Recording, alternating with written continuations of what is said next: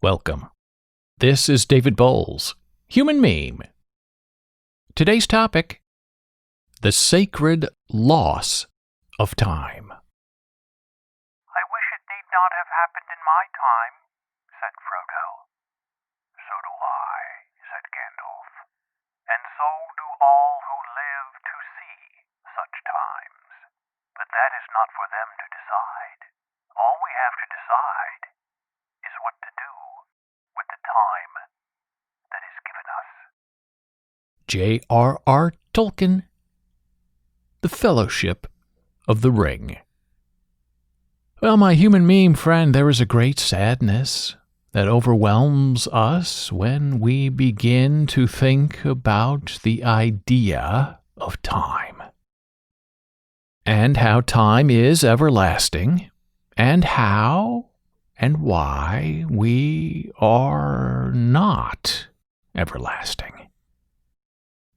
Oh, and how that sadness continues within us from our first moment of cognition of time itself, when we begin to understand that life is irreversible, and we are running out of time, and there's nothing to be done about it.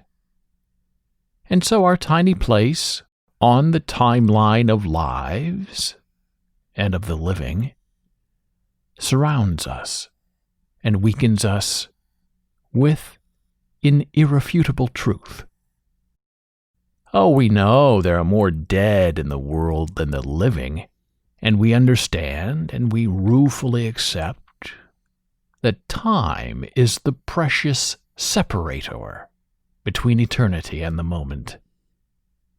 But none of that makes it any better that decay is the common touchstone of our lives, and not renewal, no matter what our souls yearn to believe. And sure, we like the idea of starting over, of refreshing our lives, but the cycle of coherence that binds us requires the recognition of our limits. We want to live and to be healthy and to provide value in the world, but too often that hope is wished against us. We evolve only to revolve, not devolve, around the sun, but to spin around the idea of a limited mortality. Living forever is not possible, except in the minds of others who remember us, and that recognition of the flight of exceptionalism as it collides with the concrete bounds of our immature bodies is the salve that forsakes us until our final breath. And so we find ourselves living in repression and denial, because not to do that would be to admit that our lives are circular, ready to be recycled again and again. But for what purpose? Do the secrets of the world evolve and get perpetuated?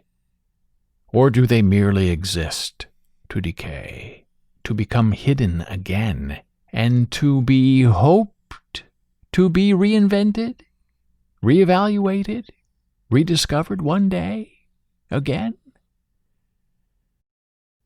The secrets of the past used to be the open knowledge of the day, but because of politics, religion, and the convenience of decay, those self-evident truths have been lost and abandoned by the slow, unnerving progression of time itself.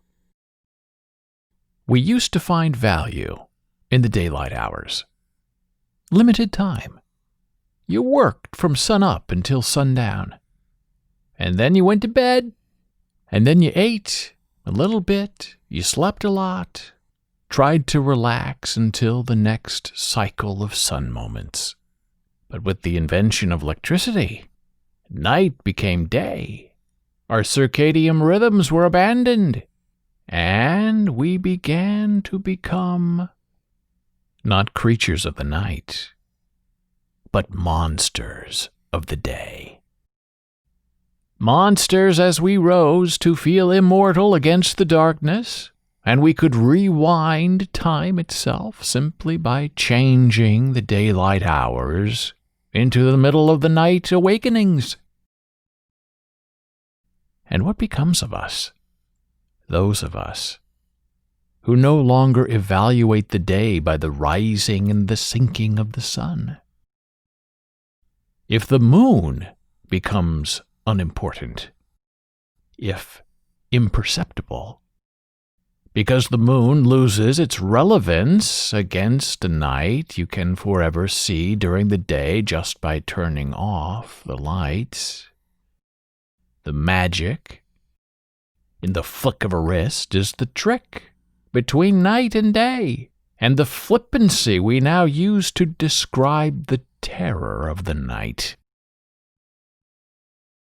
How can there be importance and relevance in an idea when it is rendered null and avoidable by the manipulation of time and by the mind glow of a withering community? Do we value the loss of our sacred moments in time? Time is a punishment for some, and time is a fearful revelation for others, as we all struggle to stand against the rising risk of the morality of our dangerous mortality. Never-ending daylight placed an end to the implacable monster under the bed. Who needs sleep when the world around us is consistently awakened? And my human meme friend, as time compresses into the loss of night, we ask, will time ever begin to expand again? Well, perhaps in time travel, traveling back in time to change the future, and traveling forward in time to rearrange the past. Is it possible to modify what once was and what we may never allow to shall be again? This is the ongoing conundrum of the human condition.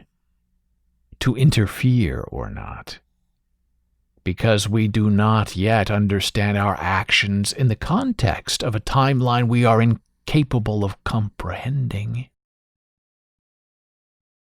Oh, my human meme friend, we touch one thing to influence another.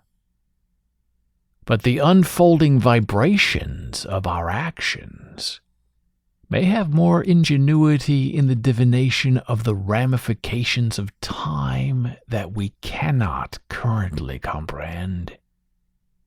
And so we roughly and without sight rummage around in the dark of our times, where our minds have yet to accumulate enough wisdom in the artificial light trying to brighten our way. And so we are left abandoned for the living by the dead, where lessons die unlearned, and the future of an endless sun begins to prune in the unalarmed realism of an impending forever darkness. A darkness that is not only coming for us in time, but in our time.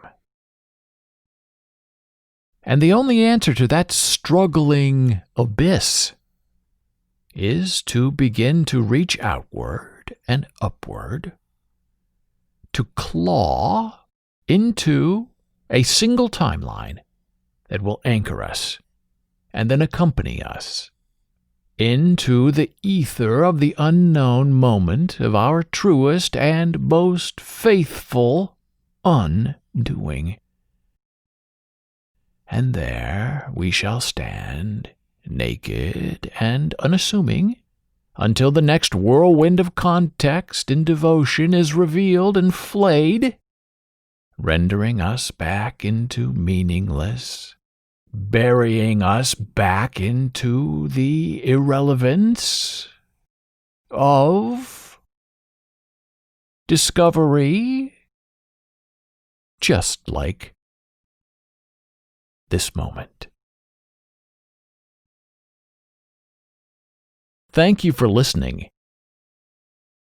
Be a human meme.